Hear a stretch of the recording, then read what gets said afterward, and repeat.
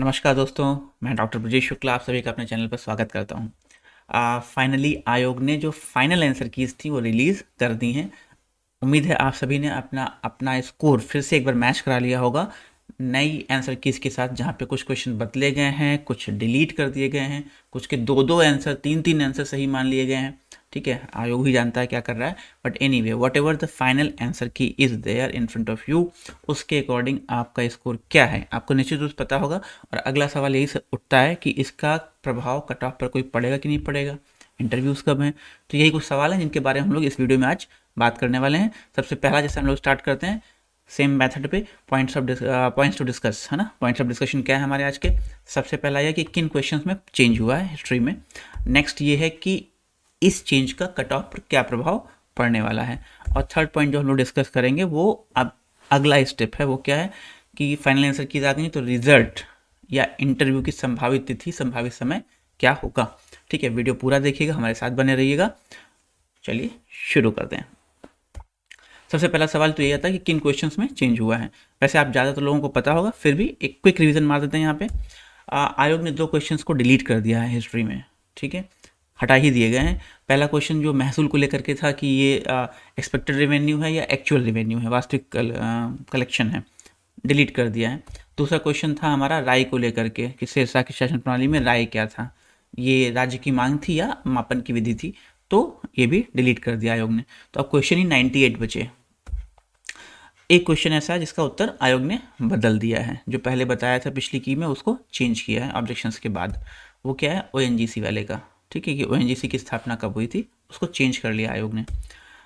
दो क्वेश्चन ऐसे हैं जिनके आयोग ने दो उत्तर सही मान लिए हैं, उन दोनों में से किसी भी कैंडिडेट ने कुछ भी किया होगा उसको सही माना जाएगा। पहला एक नेल्सन मंडेला वाला क्वेश्चन था, उसको दोनों ऑप्शन सही मान लिए गए।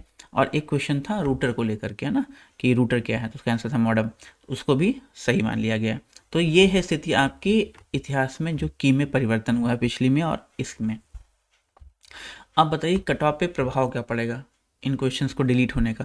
देखिए सबसे ज़्यादा प्रभाव कहाँ पड़ता है? डिलीट होने का पड़ता है, क्योंकि जो पेपर आपका था वो 200 नंबर का था, 100 क्वेश्चंस 200 मार्क्स, यानी कि हर सवाल कितने का था? 2 नंबर का। अब क्या हुआ, दो क्वेश्चन हो गए आपके डिलीट। तो जब दो क्वेश्चन आपके डिलीट हो गए तो डिलीशन का प्रभाव क्या पड़ेगा कि क्वेश्चन कितने बचे आपके? 98। तो ये जो डिलीटेड क्वेश्चंस है ना, इनके मार्क्स बाकी क्वेश्चंस में जुड़ जाएंगे। आपका जो टोटल था वो अभी भी 200 ही रहेगा, 200 नंबर का पेपर था, 200 नंबर ही रहा, लेकिन क्वेश्चन कितने बचे? 98। तो 200 नंबर को जब 98 से डिवाइड करेंगे तो आपको कितना वेटेज आएगा? वेटेज आएगा 2.0408। जी हाँ, अब आपका एक प्रश्न, है ना, सही या गलत, जो भी सही हो रहा है 2.0408 आपको मिलेगा, गलत हो रहा था इतना ही कटेगा। पहले दो मिल रहे थे, दो कट रहे थे, अब ये नया वेटेज होगा हर क्वेश्चन का। ठीक है, तो ये है आपका पहला डिफरेंस। अब अगला सवाल ये आता है कि कट ऑफ कितना बदलेगा, कितना चेंज होगा। तो सबसे पहले हम लोग फटाफट देख लेते हैं कैटेगरी वाइज क्या होने वाला है। राइट, अच्छा ये जो कट ऑफ है आप जानते हैं टेंटेटिव है, ठीक है, एक्सपेक्टेड कट ऑफ है compare to previous exams and number of post this time. इसीलिए मैंने क्या किया इस बार, ध्यान ये रखा है कि जो पोस्ट है मैंने वही मेंशन कर दिया है। देखिए हिस्ट्री में जनरल में इस बार केवल 12 पद हैं। ठीक है, तो जाहिर सी बात है कई जगह पे लोग काफ़ी नीचे कट ऑफ बता रहे हैं।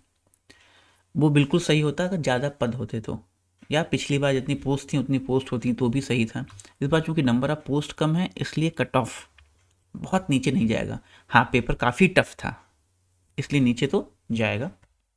मेरा ये मानना है कि इस बार का जो जनरल का कट ऑफ है it should be around 62 to 64। ठीक है, जनरल मेल कैटेगरी का कट ऑफ 65 से 64 के आसपास ही रहने की संभावना है। नेक्स्ट कैटेगरी देख लेते हैं, ओबीसी कैटेगरी। ठीक है, ओबीसी में भी 12 पोस्ट हैं। राइट, तो जनरल और ओबीसी में कोई खास डिफरेंस नहीं होता है, पोस्ट भी लगभग वही है। तो मेरा तो मानना है कि लगभग कट ऑफ भी वही रहेगा, बल्कि हो सकता है कि रिटर्न में ओबीसी की कट ऑफ थोड़ी ऊपर चली जाए रिटर्न एग्जाम में। लेकिन ठीक है, यही मान चलते हैं कि जनरल ओबीसी लगभग बराबर ही रहते हैं और बराबर रहेंगे। ये होता है कि 63 होती है 64, लेकिन इसी रेंज के आसपास रहने की संभावना है। Moving forward to the next category, that is the reserve category of SC category. SC category में क्या है, इस बार compare to last time post बढ़ गई हैं, 9 है यहाँ पे। तो चूंकि यहाँ पे पोस्ट 9 है तो कट ऑफ भी नीचे जाएगा। इस बार जो एससी का कट ऑफ है, मेरा मानना है कि ये 57 से लेकर के 59 के आसपास रहना चाहिए। 1-2 नंबर आगे पीछे भी हो सकता है, ठीक है, मैं पहले कह रहा हूँ कि टेंटेटिव है ये, लेकिन 57 से 59 के आसपास इसका कट ऑफ जाने की उम्मीद है।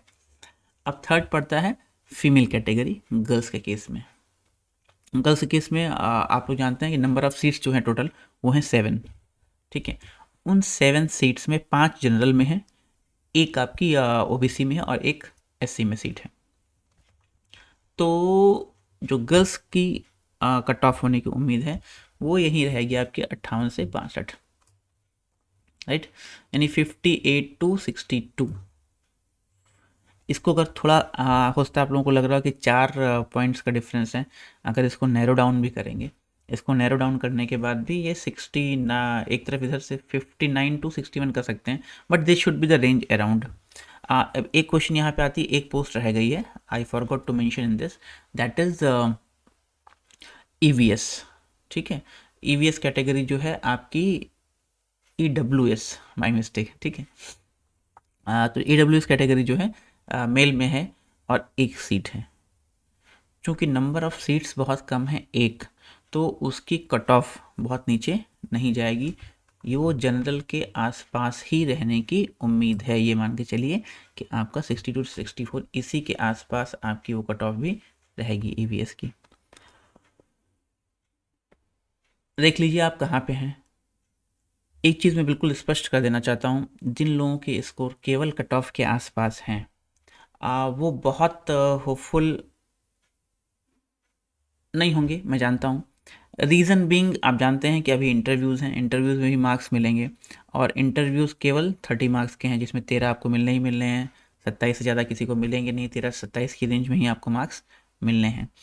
तो सभी लोग जिन लोगों के मार्क्स कट ऑफ से नीचे हैं, एक्सपेक्टेड है इसके आसपास हैं, फिर से तैयारी में लग जाइए, ढंग से तैयारी में लग जाइए। आप जानते हैं कि 4000 पोस्ट वैकेंट हैं थी यूपी में कॉलेजेस में, जिसमें से ये जो भर्ती आपकी हो रही है एडवर्टीजमेंट 50 केवल 2000 पोस्ट हैं, 2002 पदों के लिए हो रही है। बाकी अभी भी 2000 प्लस पद, ये जो अध्याचन है 4000 का, ये 2 साल पहले का है, तो आज की डेट में वो संख्या और बढ़ गई होगी, यानी 3000 के आसपास फिर वैकेंसीज मौजूद हैं। 2000 तो अध्याचन ऑलरेडी भेजा गया है, पड़ा ही हुआ है, तुरंत एक वैकेंसी फिर से आएगी। तैयारी करते रहिए, तैयारी कभी वेस्ट आपकी नहीं जाती है, ठीक है। आप इस बार यहाँ पे बॉर्डर लाइन पे आ गए हैं, अगली बार आप टॉप पे खड़े होंगे, लेकिन बिना डिमोटिवेशन के, बिना डिमोटिवेट हुए, सिर्फ और सिर्फ एक ही चीज़ है, रेगुलरिटी के साथ तैयारी करते रहिए। हमारे साथ बने रहिएगा। इस बार तो सिर्फ इंटरव्यू में कवर कर रहा हूँ, मेरे जो साथी इंटरव्यू देंगे इस बार, ठीक है, अच्छे स्कोर्स हैं, ठीक है, उनको पहली चीज़ तो कॉन्ग्रेचुलेशंस, ऑल द बेस्ट। और उनकी इस प्रिपरेशन में मैं उनकी मदद करूंगा। आप जानते हैं, जिन लोगों ने सब्सक्राइब कर रखा है वो जान ही रहे हैं कि लगातार एक इंटरव्यू हेल्प सीरीज़ में चला रहा हूँ कि इंटरव्यू को कैसे डील करना है, राइट। तो मेरे साथ बने रहिए, आपका इंटरव्यू की तैयारी सबसे बेहतर तरीके से कराने का प्रयास करूँगा, ठीक है। और जो साथी कट ऑफ से नीचे हैं या बिल्कुल बॉर्डर लाइन पे हैं, बिल्कुल निराश नहीं होना है, अगली बार के लिए तैयारी कीजिए, मैं आपके साथ हूँ। एक प्रश्न आता है ना कि अब रिज़ल्ट कब तक आएगा या इंटरव्यू कब तक होगा। भाई टेंटेटिव है जो ये कट ऑफ, ये कब फाइनल हो पाएगा। तो ये जो रिज़ल्ट है, मेरा मानना है कि रिज़ल्ट जो है अब क्या करना है, सिर्फ फाइनल आंसर की आ गई है, अब कॉपी करेक्शन, कॉपी चेक होने का काम शुरू होगा। OMR शीट मशीन से, कंप्यूटर से चेक की जाएंगी फाइनल आंसर शीट डालने के बाद। तो फाइनल आंसर शीट, अभी तो आंसर ही नहीं पता था, अब आंसर पता हुआ है। ये मान के चलिए 15 से 20 दिन अप्रॉक्स समय निश्चित रूप से लगेगा, उसके पहले तो संभव ही नहीं है। तो ये मैं मान के चल रहा हूँ कि मार्च फर्स्ट वीक जो है वो रिजल्ट का एक्सपेक्टेड डेट है मेरे हिसाब से, right, plus minus possible. Interviews, result आने के बाद इंटरव्यूज़ स्टार्ट होने में ज़्यादा समय नहीं लगेगा, पिछली बार भी नहीं लगा था, उम्मीद करता हूँ इस बार भी नहीं लगेगा। क्योंकि तब आयोग को कुछ खास काम नहीं करना होता, केवल थोड़ा सा क्लरिकल काम होता है और प्लान करना होता है। तो ये मान के चलिए मिड मार्च या third week of March, March third week चलिए, ठीक है। मार्च जो थर्ड वीक है, उस थर्ड वीक में आप मान के चलिए कि आपके इंटरव्यू शुरू होने के चांसेस हैं। और अब बात आती है फाइनल रिजल्ट्स कब मिलेंगे।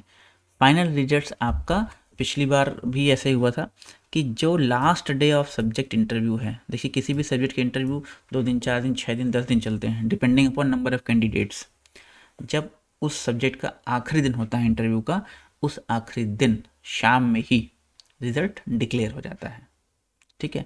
तो स्टेप बाय स्टेप, ऐसा नहीं कि सारे इंटरव्यूज़ के रिजल्ट एक साथ आएंगे, जो सब्जेक्ट का इंटरव्यू खत्म होता जाएगा उसके रिजल्ट्स आते जाएंगे, राइट।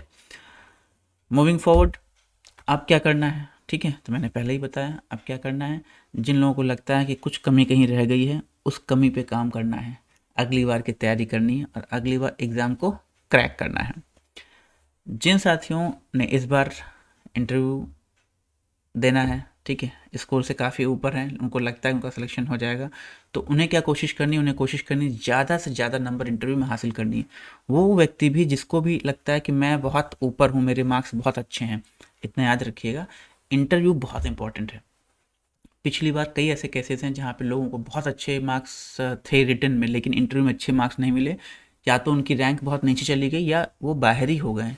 अब ज़रा सोचिए, जब रैंक आपकी नीचे चली जाती है, परिणाम ये होता है आपको लगता आपने एग्ज़ाम तो क्वालिफाई कर लिया, लेकिन रैंक नीचे होने की वजह से आपको कोई कॉलेज वो मिलता है दूर दराज का जो कोई नहीं लेना चाहता है, ठीक है।